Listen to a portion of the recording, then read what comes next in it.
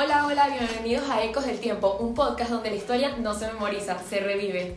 Hoy vamos a hablar de un tema que parece lejano, pero en realidad explica muchas cosas del mundo en que vivimos. Vamos a viajar a la Roma antigua, pero con una mirada especial. Cómo se formaron los modelos de Oriente y Occidente, qué papel jugó el cristianismo y por qué cayó un imperio tan poderoso.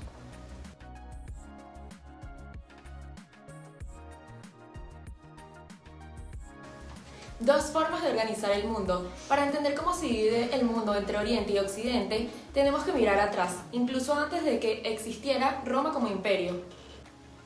Desde las primeras civilizaciones ya existían dos formas muy distintas de organizar la sociedad. En el modelo oriental, como en Egipto, Persia o Mesopotamia, el poder se concentraba en un líder absoluto, el faraón o el rey, muchas veces considerado un dios.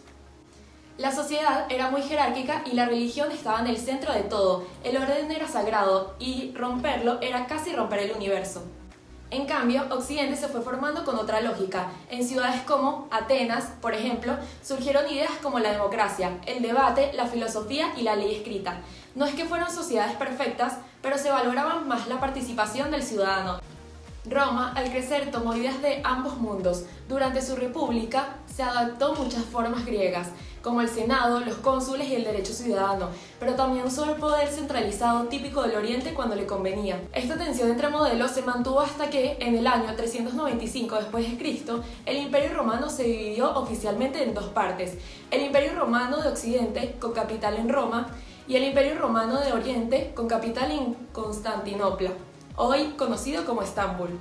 Y ahí ya no era solo una cuestión geográfica, era una división cultural. Occidente se organizaba con leyes, ciudadanía y tradición romana.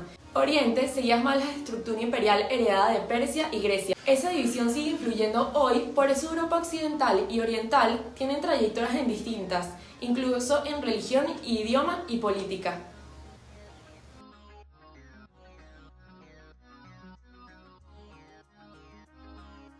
Roma y el cristianismo. El cristianismo nació en un rincón del Imperio Palestina en el siglo I después de Cristo.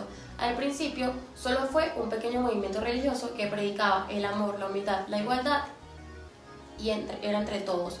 Pero esas ideas eran muy fuertes porque chocaban directamente con el sistema romano. En Roma el emperador era casi sagrado y la religión tradicional era politeísta. Tenían dioses para la guerra, el hogar, el comercio y también para el poder. Los primeros cristianos no aceptaban rendir culto al emperador ni a los dioses del Estado, pero fueron perseguidos brutalmente, obligados a renunciar a su fe o a morir en los coliseos. Todo cambió con el emperador Constantino en el año 313 después de Cristo, tras una visión antes de una batalla. Legalizó el cristianismo con el Edicto de Milán y solo unas décadas después, en el año 380 después de Cristo, el emperador Teodosio declaró el cristianismo como la religión oficial del imperio. Roma pasó de perseguir cristianos a construir iglesias, nombrar obispos y unir el poder político con el religioso. La iglesia se convirtió en una institución superpoderosa que sobreviviría incluso después de la caída del imperio. Este cambio también influyó en la división entre Oriente y Occidente. En Occidente, el Papa fue tomando cada vez más poder espiritual. En Oriente, el emperador de Bizancio era también el jefe de la Iglesia. Esta diferencia luego causaría la famosa separación entre la Iglesia católica y la ortodoxa.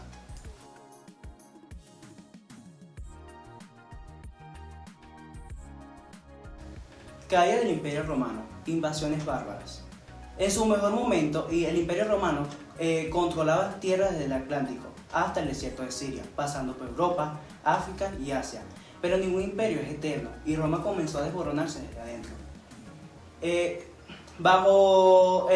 Durante el Bajo Imperio, 285-395 después de Cristo, hubo crisis económica, corrupción, guerras civiles y mucha inestabilidad. El ejército empezó a tener más poder que el propio Senado y los ciudadanos perdieron la confianza en el Estado. Mientras tanto, pueblos del norte y este de Europa, como los visigodos, vándalos, ostrogodos y hunos, presionaban la frontera. Roma los llamaba bárbaros, pero en realidad eran culturas guerreras con sus propias tradiciones. Algunos intentaban conquistar y otros querían tierras para poder vivir. En el año 410 después de Cristo, los visigodos de Alarico saquearon Roma. En el 455 después de Cristo lo hicieron los vándalos. Finalmente, en el 476 después de Cristo, el jefe germano Odoacro depuso el último emperador romano de Occidente, un joven llamado Rómulo Augustulo. En ese momento se consideraba el fin del Imperio Romano de Occidente y el inicio de la Edad Media. Pero no todo terminó ahí. El Imperio Romano de Oriente, conocido como Bizancio, siguió vivo hasta el año 1453 después de Cristo.